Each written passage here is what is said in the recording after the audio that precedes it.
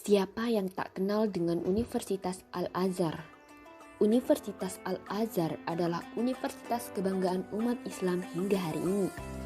Dari universitas di Mesir itulah telah lahir banyak cendekiawan-cendekiawan muslim yang kiprahnya sudah tak terbilang di belahan dunia. Masjid Al-Azhar Mesir punya pengaruh Islam. Masjid ini menjadi pusat pengembangan ilmu pengetahuan Islam selama berabad-abad hingga saat ini. Tidak banyak yang tahu siapa sebenarnya yang telah membangun masjid sekaligus universitas Islam terkemuka itu. Dialah Jauhar al-Shikli, seorang jenderal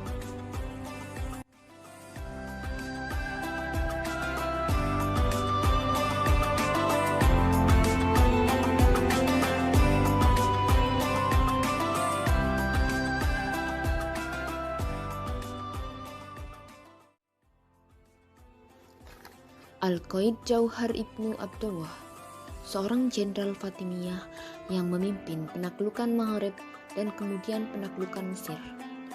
Untuk Imam Fatimiyah keempat, dia menjabat sebagai Raja Muda Mesir sampai kedatangan Al-Mu'iz pada 973, mengkonsolidasikan Fatimiyah atas negara itu dan meletakkan dasar bagi kota Kairo.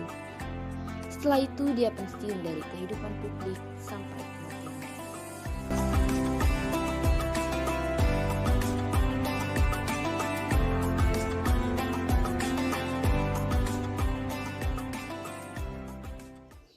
Tanggal lahir beliau tidak diketahui, tetapi karena beliau meninggal pada tahun 992 dan puncak karirnya adalah antara 950 dan 975, maka beliau tidak mungkin lahir lebih awal dari zaman.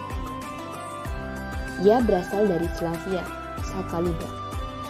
Ayahnya Abdullah adalah seorang budak, tetapi Jauhar sendiri dibuktikan dalam sumber-sumber lain hanya sebagai orang merdeka.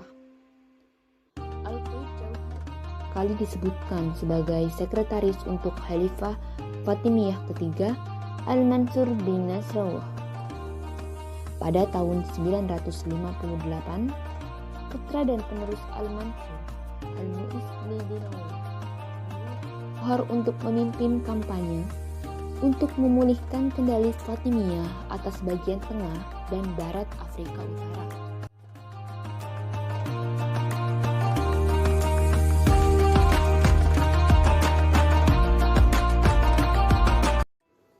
Dalam kampanye ini, Jauhar pertama kali memberikan bukti bakat militernya yang luar biasa.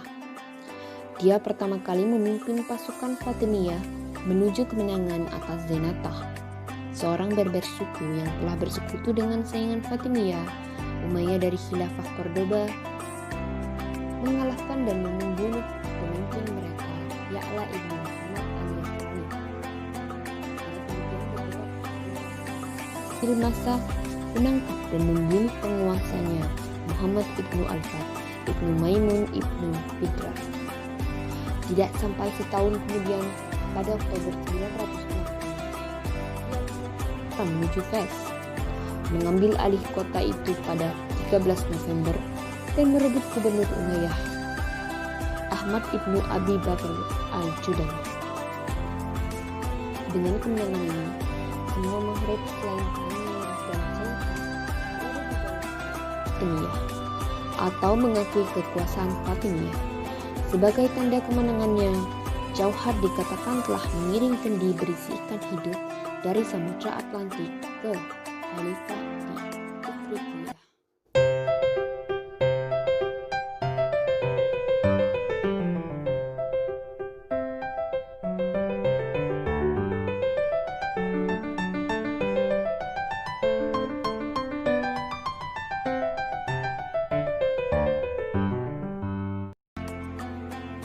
Dikabarkan bahwa Al-Mu'iz akan menghabiskan waktu berjam-jam mendiskusikan taktik dan strategi dengan Al-Qaid Jauhar di tendanya sebelum kampanye Afrika Utara dimulai.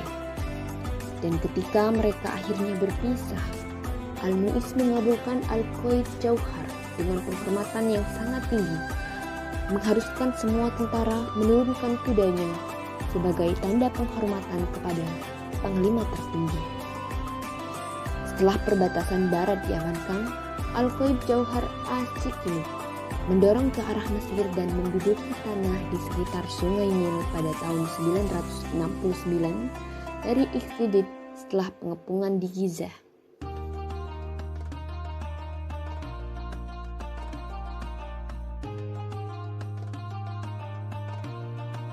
Penaklukan itu dipersiapkan dengan perjanjian dengan Wazir Iqtid Abu Fadl Ja'far ibnu Al-Fad, di mana Sunni akan dijamin kebebasan beragama. Sehingga Fatimiyah menghadapi sedikit perlawanan.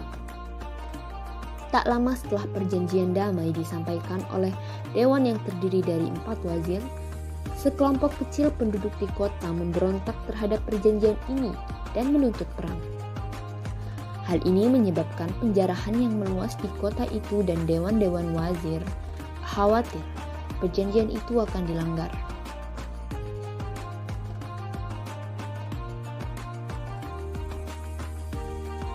Al-Qaid Jauhar memberi mereka 1 batalion kecil yang terdiri dari 400 orang untuk mengamankan dan berpatroli di kota, dan memutuskan bahwa semua pasar dibuka kembali.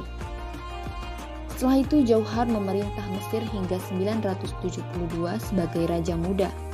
Meskipun Palestina diduduki setelah penaklukan Mesir, Suriah tidak dapat diatasi menyusul kekalahan di tangan Kormatians di Damaskus. Namun ketika Kormatians menyerbu Mesir, Jauhar mampu mengalahkan mereka di utara Kairo pada 22 Desember 970. Al-Qaid Jauhar wafat pada 28 April 992. Ia diduga dimakamkan di Kairo, tetapi tempat peristirahatannya pun belum diketahui.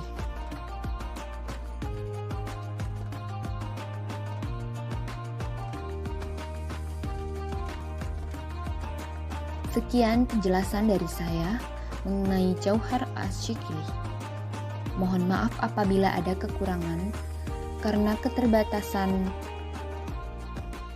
sumber dan sedikit sejarah yang menceritakan tentang beliau. Assalamualaikum warahmatullahi wabarakatuh.